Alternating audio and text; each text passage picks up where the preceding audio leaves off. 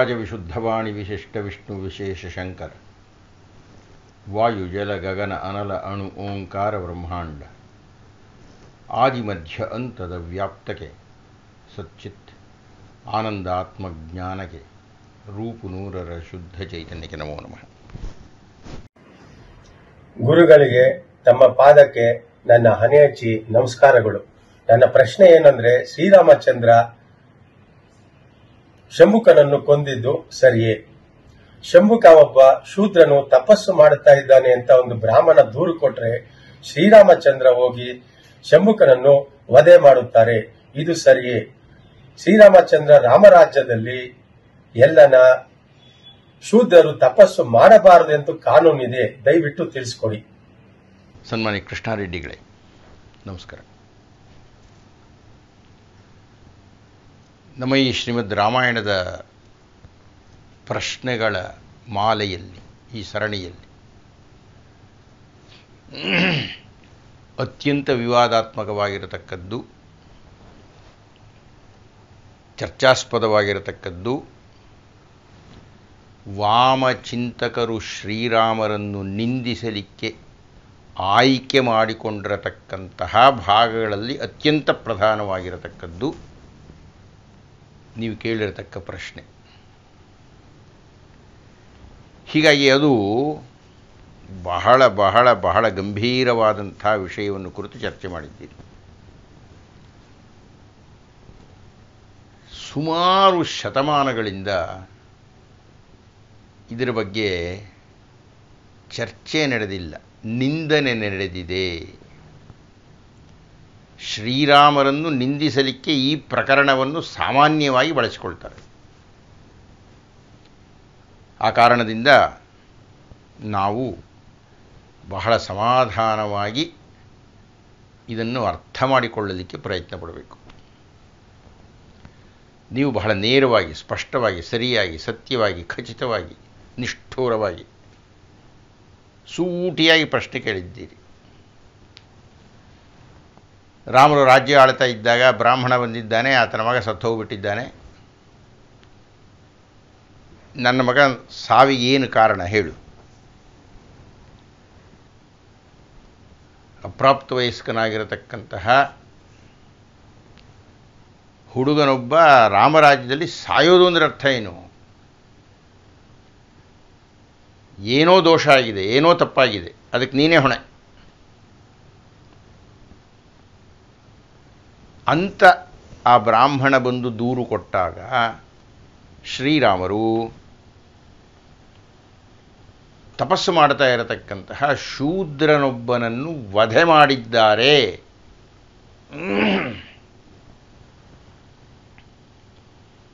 ಇದು ಸರಿನಾ? ಏನ ತಪಸ್ವಿ ಶೂದ್ರ ಅನ್ನಿಸ್ಕೊಂಡು ಕಳ್ತನ ಮಾಡ್ತಾ ಇದ್ನೋ, ದರೋಡೆ ಮಾಡ್ತಾ ಇದ್ನೋ, ಏನು ಮಾಡ್ತಾ ಇದ್ದ? ಪಾಪ ತಪಸ್ಸು ಮಾಡ್ತಾ ಇದ್ದಾನ್ರಿ.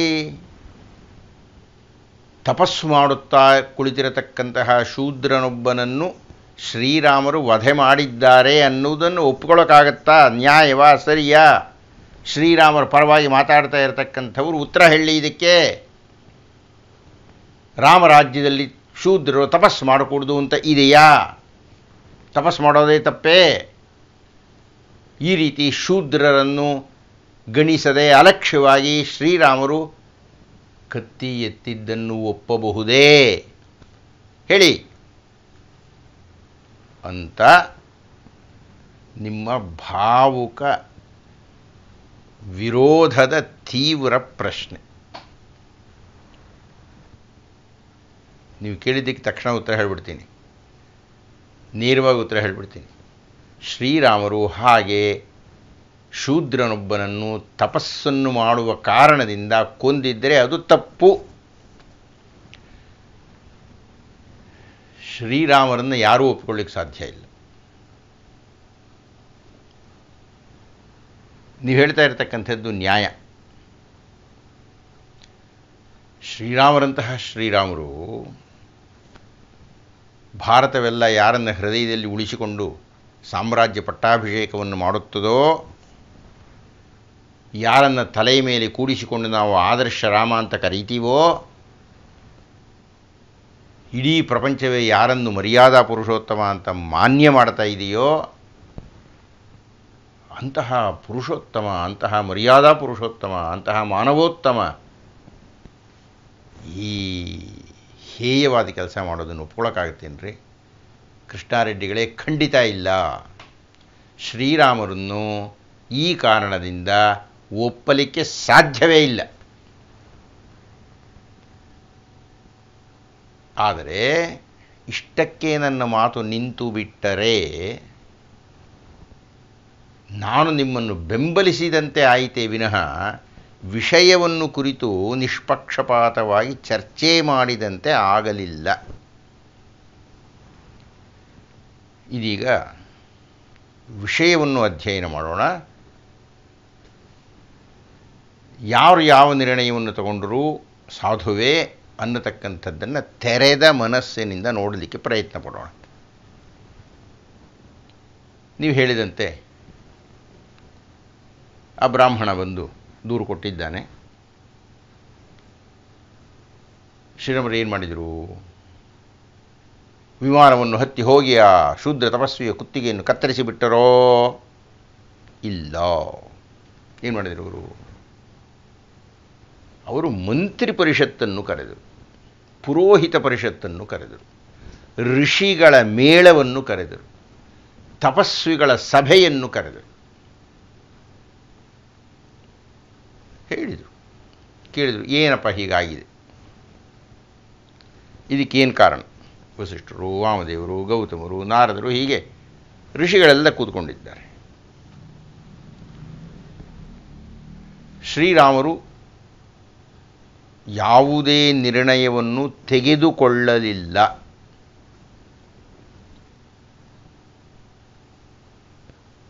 ನ್ಯಾಯಾಧೀಶ ಸ್ಥಾನದಲ್ಲಿ ಋಷಿಗಳನ್ನು ಕೂಡಿಸಿ ಅವರ ಅಭಿಪ್ರಾಯವನ್ನು ಕೇಳಿದರು. ಋಷಿಗಳನ್ನೆಲ್ಲ ಪ್ರತಿನಿಧಿಸಿದಂತಹ ನಾರದ ಮಹರ್ಷಿಗಳು ಹೇಳಿದರು, ಹೀಗೆ ಶೂದ್ರನೊಬ್ಬ ತಪಸ್ಸು ಮಾಡುತ್ತಿದ್ದಾನೆ, ಅದನ್ನು ನೀನು ಹುಡುಕಬೇಕು. ಕೃತಯುಗದಲ್ಲಿ ಕೇವಲ ಬ್ರಾಹ್ಮಣರು ತಪಸ್ಸು ಮಾಡಬೇಕು, ತ್ರೇತಾಯುಗದಲ್ಲಿ ಬ್ರಾಹ್ಮಣರು ಮತ್ತು ಕ್ಷತ್ರಿಯರು ತಪಸ್ಸು ಮಾಡಬೇಕು, ದ್ವಾಪರ ಯುಗದಲ್ಲಿ ಬ್ರಾಹ್ಮಣರು, ಕ್ಷತ್ರಿಯರು ಮತ್ತು ವೈಶ್ಯರು ತಪಸ್ಸು ಮಾಡಬೇಕು, ಕಲಿಯುಗದಲ್ಲಿ ಎಲ್ಲರೂ ತಪಸ್ಸು ಮಾಡಬಹುದು. ಕಲಿಯುಗದಲ್ಲಿ ಶೂದ್ರರು ತಪಸ್ಸು ಮಾಡಬಹುದೇ ವಿನಃ ತ್ರೇತಾಯುಗದಲ್ಲಿ ಮಾಡೋ ಹಾಗಿಲ್ಲ ಪರಮ. ಆದ್ದರಿಂದ ಧರ್ಮಶಾಸ್ತ್ರದ ಪ್ರಕಾರ ಆ ಶೂದ್ರನನ್ನು ನೀನು ಸಂಹರಿಸಬೇಕು.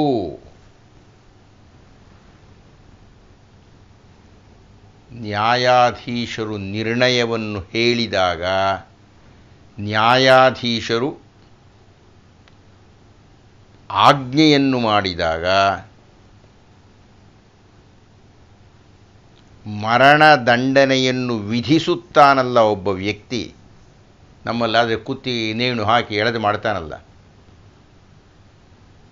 ಆತ ತೀರ್ಪು ಕೊಟ್ಟಂತೆ ಅಲ್ಲ, ನ್ಯಾಯಾಧೀಶರು ಕೊಟ್ಟ ತೀರ್ಪನ್ನು ಜಾರಿ ಮಾಡಿದಂತೆ. ಈ ಹಂತದಲ್ಲಿ ಶ್ರೀರಾಮರು ಮಾಡಿದ್ದು ಅಷ್ಟೆ.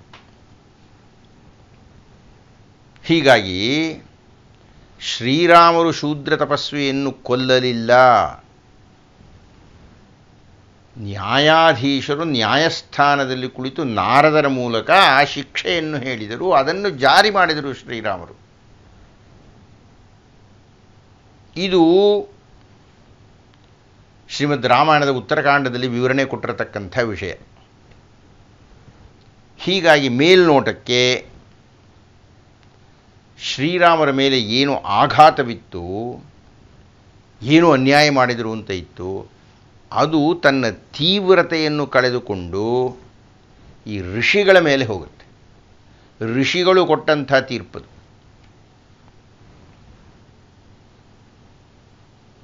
ಇದೆಲ್ಲ ಸಬೂಬು ಕಣ್ರಿ. ಏನೋ ಹೇಳ್ತೀರಿ, ಶ್ರೀರಾಮರು ಕೊಂದಿದ್ದು ಭಾಳ ಕಡಿಮೆ ಆಗೋಯ್ತು, ಅವರೆಲ್ಲ ವಾಸ್ತವಕ್ಕೆ ಕೊಂದಿದ್ದು, ಬೇರೆಯವರು ಹೇಳಿದ್ದರಿಂದ ಅವರು ಕೊಂದರು ಅಂತ ಹೇಳಿ ಶ್ರೀರಾಮರ ಮೇಲಿನ ವಿರೋಧದ ತೀವ್ರತೆಯನ್ನು ಕಡಿಮೆ ಮಾಡ್ತೀರೇ ವಿನಃ ಶ್ರೀರಾಮರಂತಹ ಶ್ರೀರಾಮರು, ಎಂತೆಂಥ ಕಡು ನಿರ್ಣಯಗಳನ್ನು ತೆಗೆದುಕೊಂಡಂತಹ ಶ್ರೀರಾಮರು, ಎಂತೆಂಥವರಿಗೆ ಪಾಠ ಮಾಡಿದಂತಹ ಶ್ರೀರಾಮರು, ತಮ್ಮನಿಗೂ ಶಿಕ್ಷೆ, ಹೆಂಡತಿಗೂ ಶಿಕ್ಷೆ, ಎಲ್ಲರಿಗೂ ಶಿಕ್ಷೆ ಕೊಟ್ಟಂಥವರು, ಶಿಕ್ಷೆ ಕೊಟ್ಟಿದ್ದು ಅಂದರೆ ಅವರ ತಪ್ಪುಗಳನ್ನು ತಿದ್ದಿದಂಥವರು, ಅಂಥವ್ರು 8 ಜನ ಕೂತ್ಕೊಂಡು ಮಾತಾಡಿದಾಗ ಶ್ರೀರಾಮರು ಹೇಳಬಾರ್ದಾಗಿತ್ತಾ, ನೀವು ಹೇಳ್ತಾ ಇರೋದು ಸರಿ ಇಲ್ಲ ಅಂತ ನೀವು ಹೇಳ್ತೀರಿ. ನನಗದು ಗೊತ್ತು. ಹಾಗಾದರೆ ಏನಪ್ಪ ಮಾಡೋದು? ಈಗ ನನ್ನ ಮಾತುಗಳನ್ನು ಈಗ ನಾನು ಪ್ರವೇಶ ಮಾಡ್ತಾ ಇದ್ದೀನಿ. ಇಷ್ಟೆಲ್ಲ ಹೇಳಿದ್ದು ಪೂರ್ವಪೀಠಿಕೆ. ಆಗಲೇ ಹೇಳಿದೆ, ಭಾಳ ಪ್ರಧಾನವಾಗಿರತಕ್ಕಂಥ ಚಾರ್ಚಿಕವಾಗಿರತಕ್ಕಂಥ ವಿಷಯ ಇದು, ಭಾಳ ಸಂದಿಗ್ಧವಾಗಿರತಕ್ಕಂಥದ್ದು, ಬಹಳಷ್ಟು ಭಾವನೆಗಳನ್ನು ಕೆರಳಿಸತಕ್ಕಂಥದ್ದು. ಆದ್ದರಿಂದ ಇಷ್ಟನ್ನು ನಾನು ನಿಮಗೆ ಪೂರ್ವ ಪೀಠಿಕೆಯಾಗಿ ಮಾತಾಡಿದ್ದೇನೆ. ಈಗ ನಾನು ಉತ್ತರವನ್ನು ಕೊಡಲಿಕ್ಕೆ ಹೋಗ್ತಾ ಇದ್ದೇನೆ. ಸನ್ಮಾನ್ಯ ರೆಡ್ಡಿಗಳೇ, ದಯವಿಟ್ಟು ನಿಮ್ಮ ಮನಸ್ಸನ್ನು ತೆರೆದಿಟ್ಟು ಕೇಳಿ. ಮೊದಲನೆಯದಾಗಿ, ನೀವು ಎಲ್ಲೇ ಶ್ರೀರಾಮರ ಪಟ್ಟಾಭಿಷೇಕಕ್ಕೆ ಹೋಗಿ ಅಲ್ಲಿ ಶ್ರೀಮದ್ ರಾಮಾಯಣದ ಪಾರಾಯಣ ನಡೀತಾ ಇರುತ್ತೆ. ಆ ಪಾರಾಯಣ ಶ್ರೀರಾಮರಿಗೆ ಪಟ್ಟಾಭಿಷೇಕವಾಗುತ್ತಿದ್ದಂತೆಯೇ ನಿಲ್ಲುತ್ತದೆ. ಅಂದರೆ ಉತ್ತರಕಾಂಡವನ್ನು ಅವರು ಓದುವುದೇ ಇಲ್ಲ. ಯಾಕೆ ಓದಲ್ಲ? ಏಕೆ ಓದಲ್ಲ ಅನ್ನೋದಕ್ಕೆ ಸಂಪ್ರದಾಯಬದ್ಧವಾದ ಕಾರಣದ ಜೊತೆಗೆ ವೈಜ್ಞಾನಿಕವಾಗಿ ವಿದ್ವನ್ಮಣಿಗಳು ಉಳಿದ ಕಾಂಡಗಳನ್ನು ಉತ್ತರಕಾಂಡಕ್ಕೆ ಹೋಲಿಸಿ ಒಂದು ನಿರ್ಣಯಕ್ಕೆ ಬರ್ತಾರೆ. ಏನಂದರೆ, ಉತ್ತರಕಾಂಡವನ್ನು ಶ್ರೀಮದ್ ವಾಲ್ಮೀಕಿ ಮಹರ್ಷಿಗಳು ಬರದೇ ಇಲ್ಲ. ಅದು ಹೇಗಪ್ಪ ಹೇಳ್ತೀರಿ? ಅದರಲ್ಲಿ ಬರತಕ್ಕಂಥ ಕಥಾ ವಿನ್ಯಾಸ, ಅದರಲ್ಲಿ ಬರತಕ್ಕಂಥ ಶೈಲಿ, ಈ ಕಾರಣಗಳಿಂದಾಗಿ ಉತ್ತರಕಾಂಡ ಅನ್ನೋದು ಶ್ರೀಮದ್ ವಾಲ್ಮೀಕಿ ಮಹರ್ಷಿಗಳು ಬರೆದಿರಲಿಕ್ಕೆ ಸಾಧ್ಯವಿಲ್ಲ. ಇದು ಪೂರ್ತಿ ಒಪ್ಪಿಗೆ ಆಗಿದೆ, ಒಪ್ಪಿಗೆ ಆಗಿಲ್ಲ ಅಂತ ಹೇಳೋ ಹಾಗಿಲ್ಲ. ಎರಡೂ ವಾದ ಇದೆ. ಇಲ್ಲ ವಾಲ್ಮೀಕಿ ಮಹರ್ಷಿಗಳೇ ಬರೆದಿದ್ದಾರೆ ಅಂತ ಕೆಲವರು, ಇಲ್ಲ ಬರೆದಿರಲಾರರು ಅಂತ ಕೆಲವರು. ಬರೆದಿಲ್ಲ ಅನ್ನಲಿಕ್ಕೆ ಕಾರಣ ಏನು ಕೊಡ್ತಾರೆ ಅಂದರೆ, ಶ್ರೀರಾಮರ ವ್ಯಕ್ತಿತ್ವವನ್ನು ನಾವು ನೋಡಿಕೊಂಡು ಬಂದರೆ ಆ ರೀತಿಯ ಕೃತ್ಯವನ್ನು ಶ್ರೀರಾಮರು ಮಾಡಲಿಕ್ಕೆ ಸಾಧ್ಯವೇ ಇಲ್ಲ. ಆ ಹಿಂದಿನ ಕಾಂಡಗಳನ್ನೆಲ್ಲ ವರ್ಣನೆಯಾಗಿರತಕ್ಕಂಥದ್ದನ್ನು ನೋಡಿದರೆ ಇಲ್ಲ ಅದು ವಾಲ್ಮೀಕಿ ಕೃತವೇ ಅನ್ನೋದಕ್ಕೆ ಏನು ಕಾರಣ ಕೊಡ್ತಾರೆ? ಸ್ವಾಮಿ, ಇವತ್ತಿನ ದಿವಸ ನೀವು ಶಂಭೂಕನ ಪರವಾಗಿ ವಿರೋಧವಾಗಿ ಮಾತಾಡ್ತಾ ಇದ್ದೀರಿ, ಆದರೆ ಉತ್ತರಕಾಂಡವನ್ನು ನಮ್ಮ ಪೂರ್ವ ಕವಿಗಳೆಲ್ಲ ಒಪ್ಕೊಂಡು ಬಿಟ್ಟಿದ್ದಾರೆ. ಉತ್ತರ ರಾಮಚರಿತೆ ಎನ್ನತಕ್ಕಂಥದ್ದೇ ಬರೆಯಲ್ಪಟ್ಟಿದೆ, ಅಂಥದ್ದು ಬೇಕಾದಷ್ಟು ಕೃತಿಗಳಿದೆ ನಮ್ಮಲ್ಲಿ, ಅವರೆಲ್ಲ ಒಪ್ಕೊಂಡಿದ್ದಾರೆ ಇದನ್ನು. ಇವತ್ತು ನೀವೇನು ಅವ್ರು ಬರೆದಿಲ್ಲ ಅಂತ ಹೇಳ್ತಾ ಇದ್ದೀರಿ ಅಂತ ವಿರೋಧವಾಗಿ ಮಂಡನೆ ಮಾಡುವವರಿದ್ದಾರೆ. ಅಂದರೆ ಏನಾಯಿತು? ಎರಡನೇ ಹಂತದಲ್ಲಿ ಉತ್ತರಕಾಂಡವನ್ನು ವಾಲ್ಮೀಕಿ ಮಹರ್ಷಿಗಳು ಬರದೇ ಇಲ್ಲ ಅಂತ ಒಂದು ಸಂದೇಹ ಇರೋದರಿಂದ ಶಂಭೂಕ ವಧಾ ಪ್ರಸಂಗವನ್ನು ವಾಲ್ಮೀಕಿಗಳು ಬರೆದಿದ್ದಾರೆ ಅಂತ ಸಮರ್ಪಕವಾಗಿ ಸೈದ್ಧಾಂತಿಕವಾಗಿ ಹೇಳಲಿಕ್ಕಾಗೋದಿಲ್ಲ. ಹಾಗಾದಾಗ ಶ್ರೀರಾಮರು ಕೊಂದರು ಅನ್ನತಕ್ಕಂಥದ್ದಕ್ಕೂ ನಮಗೆ ಆಧಾರ ಇರೋದಿಲ್ಲ. ಅದನ್ನು ಒಪ್ಕೊಂಡ್ರೆ ಇದು ಎರಡನೇ ಹಂತ. ಈಗ ಈಗ ಮೂರನೇ ಹಂತವನ್ನು ಮಾತಾಡ್ತೀನಿ, ದಯವಿಟ್ಟು ಗಮನಿಸಿ. ಇದೇ ನಾನು ಮಾಡ್ತಾ ಇರತಕ್ಕಂಥ ಮಂಡನೆ. ಈಗ ನೋಡಿ, ಶ್ರೀರಾಮರು ಯಾರ ವಿಶ್ವಾಸವನ್ನು ಗಳಿಸಿದ್ದಾರೆ, ಯಾರು ಅವರ ಸಖ್ಯದಲ್ಲಿದ್ದಾರೆ ಅನ್ನುವುದನ್ನು ಯೋಚಿಸೋಣ ಸ್ವಲ್ಪ. ನಮಗೆ ತಕ್ಷಣ ಕಾಣಿಸ್ತಕ್ಕಂಥದ್ದು, ಅವರು ಅರಣ್ಯ ಪ್ರವೇಶವನ್ನು ಮಾಡ್ತಾ ಇದ್ದ ಹಾಗೆಯೇ ಒಬ್ಬ ಗುಹ, ಶೃಂಗಭೇರಪುರದ ರಾಜ, ಶ್ರೀರಾಮರಿಗೆ ಪರಮಾಪ್ತ. ಅವನು ಬ್ರಾಹ್ಮಣನೂ ಅಲ್ಲ, ಕ್ಷತ್ರಿಯನೂ ಅಲ್ಲ, ವೈಶ್ಯನೂ ಅಲ್ಲ. ಅವನು ಒಬ್ಬ ಬೇಡ, ಅವನೊಬ್ಬ ಶೂದ್ರ. ಆತನಿಗೂ ಶ್ರೀರಾಮರಿಗೂ ಅತ್ಯಂತ ನೈಕಟ್ಯ, ತುಂಬ ವಿಶ್ವಾಸ ಅವರಿಬ್ಬರಿಗೂ. ಹಾಗೆ ಮುಂದೆ ಬನ್ನಿ. ಶಬರಿಯನ್ನು ಕಾಣ್ತೀರಿ ನೀವು, ಮತಂಗ ಮಹರ್ಷಿಗಳನ್ನು ಕಾಣ್ತೀರಿ ನೀವು. ಮತಂಗ ಮಹರ್ಷಿಗಳು ಈ ದೇಹವನ್ನು ಬಿಟ್ಟು ಹೋಗುವುದಕ್ಕಿಂತ ಮುಂಚೆ ಶಬರಿಗೆ ಹೇಳ್ತಾರೆ, ಶ್ರೀರಾಮರ ದರ್ಶನವನ್ನು ಮಾಡಿದ ಮೇಲೆ ನೀನು ಬಾ ಅಂತ. ಶಬರಿಯ ಕಥೆ ಸ್ವಲ್ಪ ಹೆಚ್ಚು ಕಮ್ಮಿ ಒಂದೇ ತರಹ ಇದೆ. ಅದರೊಳಗೆ ಪ್ರಧಾನವಾಗಿರತಕ್ಕಂಥದ್ದು, ಶಬರಿ ಶ್ರೀರಾಮರಿಗಾಗಿ ಕಾಯ್ತಾ ಇದ್ದಳು. ಆಕೆಯನ್ನು ಮಾನ್ಯ ಮಾಡಿ ಶ್ರೀರಾಮರು ಬಂದರು, ಅದು ಬಹಳ ಪ್ರಧಾನವಾದದ್ದು. ಮುಂದೆ ಬಂದರೆ ಸುಗ್ರೀವ, ಅವನು ಮನುಷ್ಯನೇ ಅಲ್ಲ, ಕಪಿರಾಜ. ಹನುಮಂತ ಪರಮ ಭಕ್ತಾಗ್ರೇಸರ, ಶ್ರೀರಾಮನಿಂದಲೇ ಪ್ರಶಂಸೆಗೆ ಗುರಿಯಾಗಿ ನಿನ್ನ ಮಣ್ಣ ಕಣಯ್ಯ ಅಂತ ಪ್ರಶಸ್ತಿಯನ್ನು ಗಳಿಸಿದಾತ. ಆತ ಮನುಷ್ಯನೇ ಅಲ್ಲ, ಒಂದು ಕೋತಿ ಇದ್ದ ಹಾಗೆ ಅಂತ. ಕಪಿಶ್ರೇಷ್ಠ ಮಾತು ಬೇರೆ, ಆದರೆ ಕೋತಿ, ವಾನರ.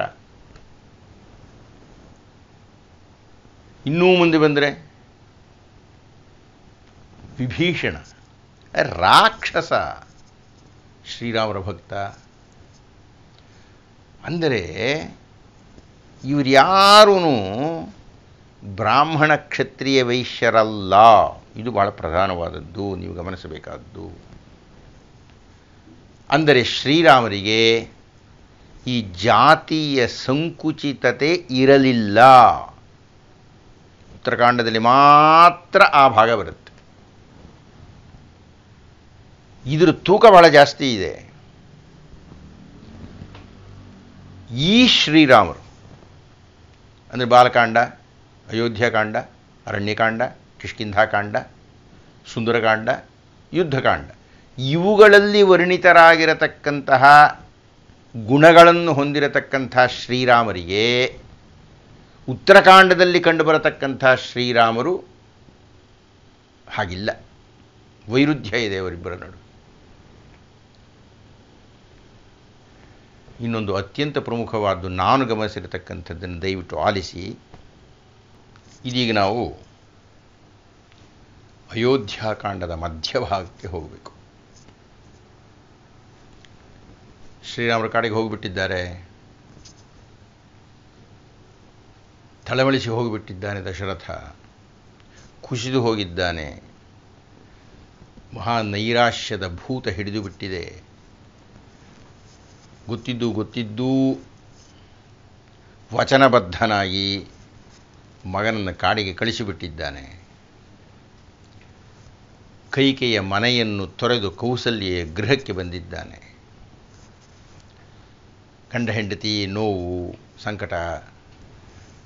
ಆಗ ಇದ್ದಕ್ಕಿದ್ದಂತೆಯೇ ದಶರಥನಿಗೆ ಹಿಂದಿನ ಘಟನೆಯೊಂದು ನೆನಪಾಗಿದೆ. ರೆಡ್ಡಿಗಳೇ, ಬಹಳ ಗಮನ ಇಟ್ಟು ಕೇಳಬೇಕು ನೀವು. ಅತ್ಯಂತ ಪ್ರಮುಖವಾದ ಪುರಾವೆಯನ್ನು ಕೊಡ್ತಾ ಇದ್ದೇನೆ. ಇದರಿಂದ ನಿಮ್ಮ ಪ್ರಶ್ನೆಗೆ ಸಂಪೂರ್ಣವಾದ ಸಮಾಧಾನ ಸಿಗುತ್ತೆ ಅಂತ ನಾನು ನಂಬಿಕೊಂಡಿದ್ದೇನೆ. ದಶರಥ ಹೇಳಿದ, ಯದ್ಯದಾಚರತಿ ಕಲ್ಯಾಣಿ ಶುಭಂ ವಾ ಯದಿ ವಾ ಅಶುಭಂ ತದೇವ ಲಭತೆ ಭದ್ರೇ. ಕರ್ಮ ಸಿದ್ಧಾಂತದ ಸ್ಥೂಲ ಸ್ವರೂಪವನ್ನು ಹೇಳಿದ ದಶರಥ. ನೋಡಮ್ಮ, ಯದ್ಯದ್ ಆಚರತಿ ಕಲ್ಯಾಣಿ. ನೋಡಮ್ಮ, ನಾವು ಏನನ್ನು ಮಾಡ್ತೀವೋ ನಮಗೆ ವಾಪಸ್ ಸಿಗುತ್ತೆ ರೀ. ಶುಭಂ ವಾ ಯದಿವಾ ಅಶುಭಂ. ನಾವು ಒಳ್ಳೇದು ಮಾಡ್ತೀವ, ನ್ಯಾಯವಾಗಿರೋದು ಮಾಡ್ತೀವ, ಬೇರೆಯವ್ರಿಗೆ ಉಪಕಾರ ಮಾಡ್ತೀವ, ಅದೇ ನಮಗೆ ವಾಪಸ್ಸು ಬರುತ್ತದೆ. ನಾವು ಯಾರನ್ನಾದರೂ ಹೊಡಿತೀವ, ಬಡಿತೀವ, ಕೊಲ್ತೀವ, ಬೈತೀವ, ಅದೆಲ್ಲ ವಾಪಸ್ ಬರುತ್ತೆ. ತತ್ ಏವ ಲಭತೆ ಭದ್ರೇ. ಅದೇ ಬರುತ್ತೆ ನಮಗೆ ವಾಪಸ್ಸು. ಅನುಭವಕ್ಕೆ ಬಂದುಬಿಡ್ತು. ಇವಾಗ ನಾನು ಯುವಕನಾಗಿದ್ದಾಗ ನನಗೆ ಆ ಶಬ್ದವೇದಿಯ ಬಗ್ಗೆ ಬಹಳ ಆಸಕ್ತಿ ಇತ್ತು. ಶಬ್ದವೇದಿ ವಿದ್ಯೆಯನ್ನು ಬಳಸಬೇಕಾದ್ದು ಶತ್ರು ಒಬ್ಬ ನನ್ನ ಕಣ್ಣಿಗೆ ಕಾಣಿಸದೇ ಇದ್ದಾಗ ಅವನನ್ನು ಸಂಹಾರ ಮಾಡಲಿಕ್ಕೆ ಅದನ್ನು ಬಳಸಬೇಕು. ವಿಶೇಷವಾಗಿರತಕ್ಕಂಥ ಆಯುಧ ಅದು. ಸಣ್ಣ ಪುಟ್ಟ ಸಂದರ್ಭದಲ್ಲೆಲ್ಲ ಅದನ್ನು ಬಳಸೋ ಹಾಗಿಲ್ಲ. ಬಹಳ ಕಷ್ಟಪಟ್ಟು ಕಲ್ತಿರತಕ್ಕಂಥ ಮಂತ್ರ, ತಪಸ್ಸು, ಸಿದ್ಧಿ, ವಿದ್ಯೆ ಇದು. ಆದರೆ ನನ್ನ ಹುಡುಗತನದಿಂದ ನಾನೇನು ಮಾಡಿಬಿಟ್ಟೆ, ಒಂದು ರಾತ್ರಿ ಬೇಟೆಗೆ ಹೋಗಿದ್ದೇನೆ. ಅಲ್ಲಿ ಆನೆಯೊಂದು ನೀರನ್ನು ಕುಡಿತಾ ಇದೆ ಅಂತ ನಾನು ಕಲ್ಪಿಸಿಕೊಂಡು ಬಿಟ್ಟೆ. ಆ ರೀತಿ ಸದ್ದು ಬರ್ತಾ ಇತ್ತು. ಕತ್ತಲು, ಕಾಣ್ತಾ ಇಲ್ಲ. ಅದಕ್ಕೆ ನಾನು ಶಬ್ದವೇದಿ ವಿದ್ಯೆಯ ಮೂಲಕ ಕಳಿಸಿರತಕ್ಕಂತಹ ಶಬ್ದವೇದಿ ಬಾಣವನ್ನು ತಗೊಂಡ್ಬಿಟ್ಟೆ. ನಾನು ಮಾಡಿಕೂಡ್ದಾಗಿತ್ತು ಹಾಗೆ. ಆದರೆ ರಾತ್ರಿ ಬೇಟೆ ಆದ್ದರಿಂದ ಗುರಿ ಕಣ್ಣಿಗೆ ಕಾಣಿಸದೇ ಇರೋದರಿಂದ ಶಬ್ದವೇದಿ ಬಾಣಕ್ಕೆ ಮಾಂತ್ರಿಕವಾಗಿ ಆದೇಶ ಕೊಟ್ಟರೆ ಅದು ಹೀಗೆ ಹೋಗಲ್ಲ, ಶಬ್ದ ಒಂದು ಕಡೆ ಹೋಗಿ ಅಲ್ಲಿ ಹೊಡೆಯುತ್ತೆ. ಅದು ಶಬ್ದವೇದಿ ವಿದ್ಯೆ. ಶಬ್ದ ಬಂದ ಕಡೆಗೆ ಹೋಗಿ ಆ ಶಬ್ದ ಬಂದ ಗುರಿಯನ್ನು ಛೇದಿಸೋದು. ಬಾಣ ಬಿಟ್ಬಿಟ್ಟು ಅಯ್ಯೋ ಅಂತ ಒಂದು ನರಳಾಟದ ಧ್ವನಿ ಕೇಳಿಸ್ತು. ಆಗ ನನಗೆ ಗೊತ್ತಾಯಿತು, ನಾನು ಬಿಟ್ಟ ಬಾಣ ಪ್ರಾಣಿಗೆ ಹೊಡೆದಿಲ್ಲ, ಮನುಷ್ಯನಿಗೆ ಹೊಡೆದಿದೆ ಅಂತ. ಬಹಳ ದೊಡ್ಡ ಪಾಪವನ್ನು ಮಾಡಿಬಿಟ್ಟೆ. ನಾನು ಹೋದೆ, ನೋಡಿದೆ, ಒಬ್ಬ ಮುನಿಕುಮಾರ ನೀರಿನಲ್ಲಿ ಬಿದ್ದಿದ್ದಾನೆ, ಎದೆಗೆ ಬಾಣ ತಗಲಿದೆ, ರಕ್ತ ಹರಿತಾ ಇದೆ. ಕೇಳಿದೆ, ಯಾಕಪ್ಪ ನನ್ನ ಕೊಂದೆ? ನಾನು ಯಾರಿಗೇನು ದ್ರೋಹ ಮಾಡಿದ್ದೇನೆ? ಯಾರಿಗೇನು ಕಷ್ಟ ಕೊಟ್ಟಿದ್ದೇನೆ? ನಮ್ಮ ತಂದೆ ತಾಯಿ ಇಬ್ಬರು ವೃದ್ಧರಾಗಿದ್ದಾರೆ, ಕುರುಡರಾಗಿದ್ದಾರೆ. ನೀರು ಬೇಕು ಅಂತ ಕೇಳಿದ್ರು ತೊಗೊಂಡೋಗಿ ಕೊಡ್ಲಿಕ್ಕೆ ಬಂದೆ ಕಣಯ್ಯ. ನನ್ನನ್ನು ಸಾಯಿಸಿಬಿಟ್ಟೆ. ನನ್ನನ್ನು ಸಾಯಿಸುವುದರ ಜೊತೆಗೆ ಅವ್ರನ್ನೂ ಸಾಯಿಸಿದೆ ನೀನು. ಅವ್ರು ನೋಡ್ಕೊಳ್ಳೋರೆ ನಿನ್ನ. ಅವ್ರು ಹೇಗೆ ಬದುಕ್ತಾರೆ ಈ ಇಳಿ ವಯಸ್ಸಿನಲ್ಲಿ, ಈ ಅಪರ ವಯಸ್ಸಿನಲ್ಲಿ? ಮಗನನ್ನು ಕಳ್ಕೊಂಡು ಅವ್ರು ಹೇಗೆ ಬದುಕ್ತಾರೆ? ಆದರೂ ಪಾಪ ನಿರೀಕ್ಷೆ ಮಾಡಿ ನಿರೀಕ್ಷೆ ಮಾಡಿ ನಿರೀಕ್ಷೆ ಮಾಡಿ ನಿರೀಕ್ಷೆ ಮಾಡಿ ಸಾಯುವುದರ ಬದಲು ಹೋಗಿ ಹೇಳಾದರೂ ಹೇಳವರಿಗೆ, ನೀನೇ ಹೋಗಿ ಹೇಳು. ಇಲ್ಲದೇ ಅವರು ಶಾಪ ಕೊಟ್ಟರೆ ನಿನ್ನ ತಲೆ ಒಡೆದೋಗ್ಬಿಡುತ್ತೆ ಅಂತ ಅವನು ಗೋಳಾಡ್ತಾನೆ. ಕೊನೆಗೆ ದಶರಥ ಹೋಗ್ತಾನೆ. ಅವನು ಬಾಣವನ್ನು ಕಿತ್ತ ಮೇಲೆ ಅವನು ಸಾಯ್ತಾನೆ. ದಶರಥ ಹೋಗ್ತಾನೆ. ಆ ವೃದ್ಧ ದಂಪತಿಗಳು ತತ್ತರಿಸ್ತಾ ಇರ್ತಾರೆ, ಮಗ ಯಾಕೆ ಬಂದಿಲ್ಲ ಇಷ್ಟು ಹೊತ್ತಾದ್ರೂ ಅಂತ. ದಶರಥ ಹೋದ, ಹೆದರ್ಕೊಂಡ, ನಡುಗ್ತಾ ವಿಷಯವನ್ನು ಹೇಳಿದೆ. ಇರಲಿ, ಕಥೆ ನಾನಲ್ಲಿ ನಿಲ್ಲಿಸೋಣ. ಕೊನೆಗೆ ಅವರು ತುಂಬ ನೊಂದುಕೊಂಡು ಒಂದು ಶಾಪವನ್ನು ಕೊಟ್ಟರು. ದಶರಥ ಹೆಂಡತಿಗೆ ಹೇಳ್ತಿದ್ದಾನೆ. ಅವರು ಏನು ಶಾಪ ಕೊಟ್ಟರು ಅಂದರೆ, ನೀನು ಗೊತ್ತಿಲ್ಲದೆ ಒಬ್ಬ ತಪಸ್ವಿಯನ್ನು ಸಾಯಿಸಿದ್ದರಿಂದ ನಿನಗೆ ನಾನು ಮರಣದಂಡನೆಯನ್ನು ಕೊಡ್ತಾ ಇಲ್ಲ. ಗೊತ್ತಿದ್ದು ನೀನು ಸಾಯಿಸಿದರೆ ನಿನ್ನ ತಲೆ ಒಡೆದೋಗ್ಲಿ ಅಂದ್ಬಿಡ್ತಾ ಇದ್ದೆ. ನಿನ್ನ ತಲೆ ಶತಚ್ಛಿದ್ರ ಆಗಿಬಿಡ್ತಾ ಇತ್ತು. ಇಲ್ಲ, ನಾನು ಹಾಗೆ ಹೇಳ್ತಾ ಇಲ್ಲ. ನಿನಗೆ ಗೊತ್ತಿಲ್ಲದೆ ಆಗಿದೆ. ಆದರೆ ಗೊತ್ತಿಲ್ಲದೆ ಆದರೂ ನಮಗೆ ಪುತ್ರ ಶೋಕ ಆಗಿದೆ. ಅದನ್ನು ತಟ್ಕೊಳ್ಳೋಕ್ಕಾಗ್ತಿಲ್ಲ ನಮಗೆ. ನಾವು ಬದುಕಲ್ಲ ನಾವು. ಆದ್ದರಿಂದ ದಶರಥ, ನೀನು ಮಾಡಿದ್ದು ಪರೋಕ್ಷವಾದ ತಪ್ಪಾದ್ದರಿಂದ ನಿನಗೆ ತಕ್ಷಣ ಮರಣದಂಡನೆಯನ್ನು ಕೊಡದೆ, ನಾವು ಹೇಗೆ ನಮ್ಮ ಪುತ್ರನ ಅಗಲುವಿಕೆಯಿಂದ ಸಾಯುತ್ತಿದ್ದೇವೋ ಹಾಗೆ ನೀನು ನಿನ್ನ ಮಗ ನಿನ್ನನ್ನು ಬಿಟ್ಟು ಹೋದಾಗ ಸಾಯಿ ಅಂತ ಶಾಪ ಕೊಟ್ಟರು. ನೋಡಮ್ಮ, ಇದು ಹಳೆಯ ಘಟನೆ. ಆದ್ದರಿಂದ ಈ ಅವಸ್ಥೆ ಬಂದಿದೆ ನನಗೆ. ಅಂತ ದಶರಥ ಕೌಸಲ್ಯಿಗೆ ವಿವರಣೆಯನ್ನು ಕೊಡ್ತಾನೆ. ಕೃಷ್ಣಾರೆಡ್ಡಿಗಳೇ ಗಮನ ಇಟ್ಟು ಕೇಳಬೇಕೀಗ ನೀವು. ಹಾಗೆ ಶಾಪ ಕೊಟ್ಟರಲ್ಲ, ಅವರು ಯಾವ ಜಾತಿ? ಬ್ರಾಹ್ಮಣರಲ್ಲ, ಕ್ಷತ್ರಿಯರಲ್ಲ. ಅವನೊಬ್ಬ ವೈಶ್ಯ, ಆಕೆ ಒಬ್ಬ ಶೂದ್ರಳು. ಶಂಭುಕ ಶೂದ್ರಯೋನಿಜ. ದಶರಥ ಕೇಳಿದಾಗ ಅದನ್ನೇ ಹೇಳ್ತಾನೆ, ನಾನು ಶೂದ್ರ ಸ್ತ್ರೀಗೆ ಹುಟ್ಟಿದವನಪ್ಪ ಅಂತಾನೆ. ಅದು ನಿಮಗೊಂದು ಅರ್ಥ ಆಗಬೇಕೀಗ.